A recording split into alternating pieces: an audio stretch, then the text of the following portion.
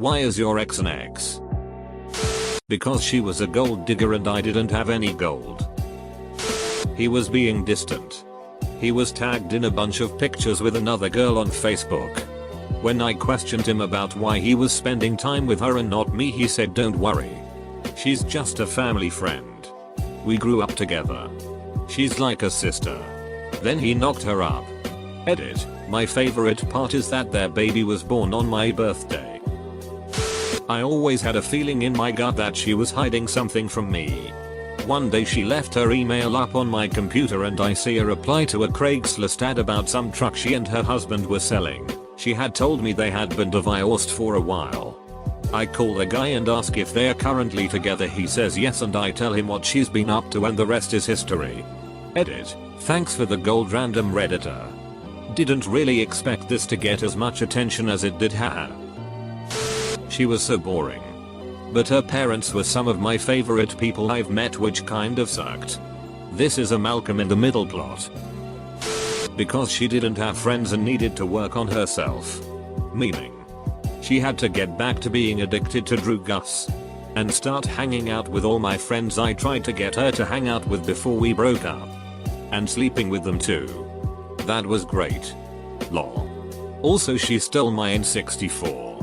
Itch. Because I spent years ignoring her. Caught up in my own world while she languished without me being part of her life. I was physically there. But not emotionally. Sexually or romantically. I made her fall out of love with me. The saddest part for me is that I never stopped loving her. Even when I was self-absorbed and crazy. And now that I'm not crazy anymore, I can't remember how I made her fall in love with me back in the day. I ruined our relationship and have no idea how to repair it. Edit. Thank you so much for the gold. I wish I could say because she kissed someone else when she was stoned or because she was letting a long distance guy duck up our relationship. But in all honesty, I didn't dump her when I should have. And instead I let her have the satisfaction of dumping me. But there. Man. My best advice is to forgive yourself. The anger I had towards myself for this lasted years longer than any anger I had for her and her actions. We were having a hard time dealing with a suicidal daughter and some failed investment. I got really sick. She decided she needed to spend time with another guy rather than give me support. After 24 years of marriage and supporting her through 3 cesarean births, 3 other major operations, seemingly continual conflict with her family, the death of her father and a change in career, the one time I actually needed her support she didn't give a shit. Edit. Thank you for the gilding. I am humbled. First one cheated. Second one I blurted out I'm leaving you instead of I love you. Low moment. Third one moved far away for school. Fourth I went far away for school. Didn't want to do long distance. Fifth was super jealous. Wouldn't let me have female friends. Of which I had several. Turns out I valued them more than her. Sixth kept accusing me of trying to sleep with her friends. Admittedly one of her friends came over drunk and tried to sleep with me. But I put her to bed and stayed up all night so she wouldn't leave drive. I didn't know where she lived. Seventh was my fiancée. Real love of my life. Unmedicated bipolar. She healed herself in my bathroom. Eighth was a girl I dated to get my friends and family off my back about moving on. Dumped her because I couldn't pretend to give half a shit about her. I don't date anymore. Pretty much because he was a narcissistic, self-obsessed, lying, cheap, abusive, charming piece of shit who cheated on me with 17 different women during the 9 months we were together. 17 in 9 months is very hard even if you are single. This guy had game.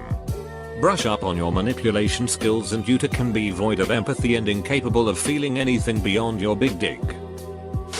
Planned on moving out together into a rental house closer to our college campus. Everything seemed to be lining up with her parents' approval after she's been saving for a year out of high school. Finally off to college and wanted to see other people. Got knocked up. 4.0. Scholarships and more all down the drain at the moment. Tried to come back and ask me to help raise the child of the guy she left me for. I'm now happily living with my 3 closest friends instead and finally over her. Also used the money I was saving for her birthday, Christmas, and anniversary gifts and bought a motorcycle. More fun to ride that anyways. Where to begin? First point was French Canadian.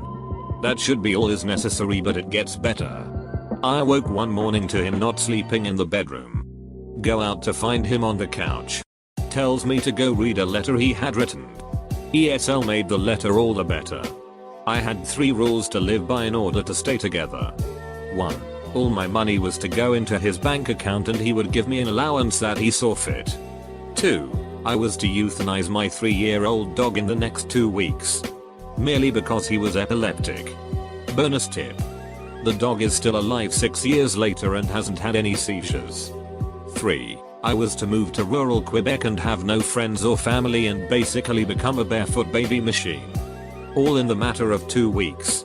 I still have the letter. He then refused to move out of the house. Had to have the police involved. Crying ensued. Stalked me for 5 years. I could go on and on. I was a 24-year-old living in BC. TLDR.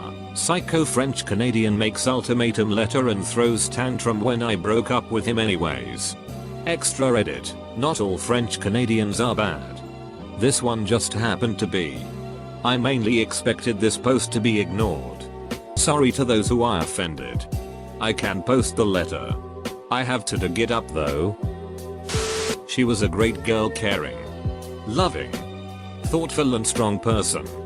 We were each other's best friends and we shared so many milestones with each other. We just ended up wanting different things in life and decided to end it.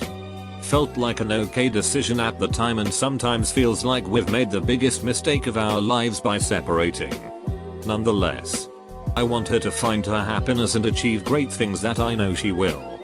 Although I couldn't be with her for the rest of the journey, I am glad we had a part to play in each other's lives which changed us for the better. She was extremely dramatic and would belittle my issues when I was upset. I'm the guy. I should bottle up my feelings and get over it because that's how things work. Duck her. She became emotionally abusive after developing a painkiller addiction. After a few years, it drove me to mental break and 10 days in a psych ward. Because he beat and raped me. Often.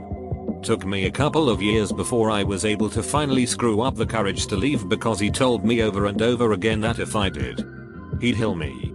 Given the violence I'd seen from him in the 8 years we were together, I had no reason to think he wouldn't finally snap out of blind rage and make good on his threat. He hit me in the head with a closed fist over and over one night, causing the side of my face to swell to about twice its size because I came home 20 minutes late after he let me go out with my best friend after work. I disrespected and took advantage of him. So, to actually leave and tell him I no longer loved him took a fair amount of courage.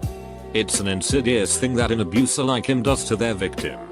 Over a period of years, 8 in my case, you really do begin to believe you're a worthless piece of shit that nobody else in the world would want. God knows you've heard it enough times. But eventually the self-esteem and fire in your belly that you once had prior to meeting Sheethead starts to re-emerge and you decide you can and must leave. So you get your ducks in a row financially, not easy when you aren't in charge of the finances, and get the duck out. So I did. After nearly 8 years, he couldn't communicate his feelings. He couldn't tell me he loved me. He couldn't commit to marriage. And he believes that the emotional part of a relationship is not a priority. I ended things and he didn't disagree with anything I said. Which is as listed above. Plus 8 years of stagnancy rehashed. We are still friends and we care deeply for each other. But he finally admitted he wasn't in love with me and didn't always feel like marriage was right for us. I told him that no matter how bad things could get, and they were never bad, they just weren't growing. The love and commitment should always feel certain. The fact that he never felt certain is the reason we aren't together.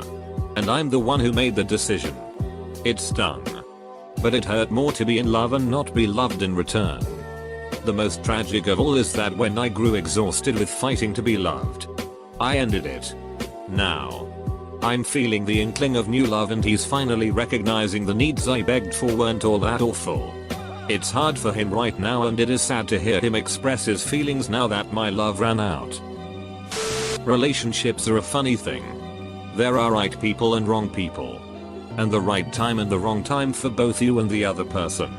And for a relationship to work, it needs to be with the right person at the right time in each of your lives.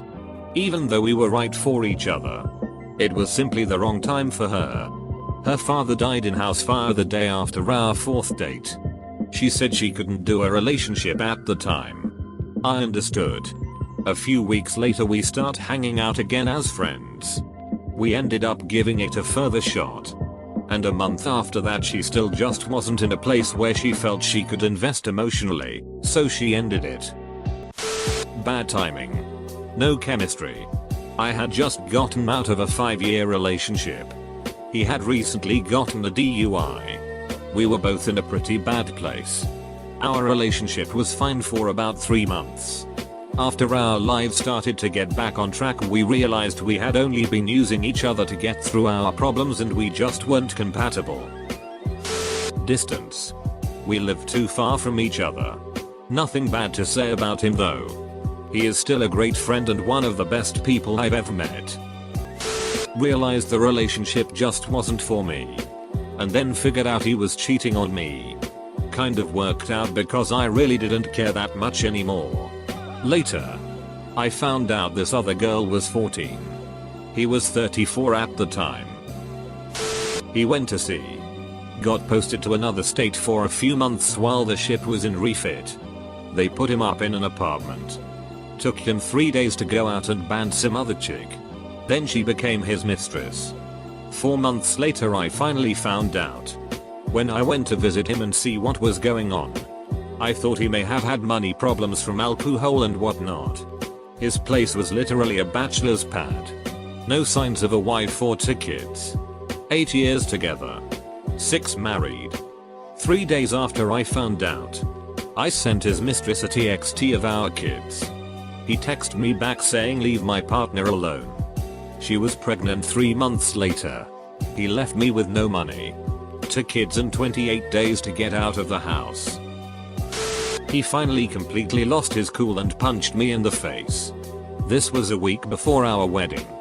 It sucked but I still consider it a bullet dodged. Because we were both nuts and didn't know until later. Her, clinical depression and borderline bipolar. Me, chronic depression, since my teens apparently. Needless to say things started not going well after a while. We each sought help further down the track. Mine was a few years later after a pretty bad breakdown. Had this girl cheat on me. Her best friend called me up and confessed what had been going on. And saying that I was the best boyfriend my ex ever had. But she was cheating on me as I was speaking to her friend on the phone. It took everything in my power to not go over there and break in on this shit show. I waited until the next day when she got home from her friend's place. All my stuff was packed and by the door and I was patiently waiting in the living room. I then went on a 2-hour lecture about everything I could think of. Trying to make her feel like a horrible person. Pretty sure I accomplished. She didn't say one word that whole time. Didn't deny anything. Didn't try to defend herself. She just took it. It actually freaked me out a bit as me and her were used to battling back and forth over things. I had a ring picked out and a plan to ask her to marry me. Dodged a bullet there.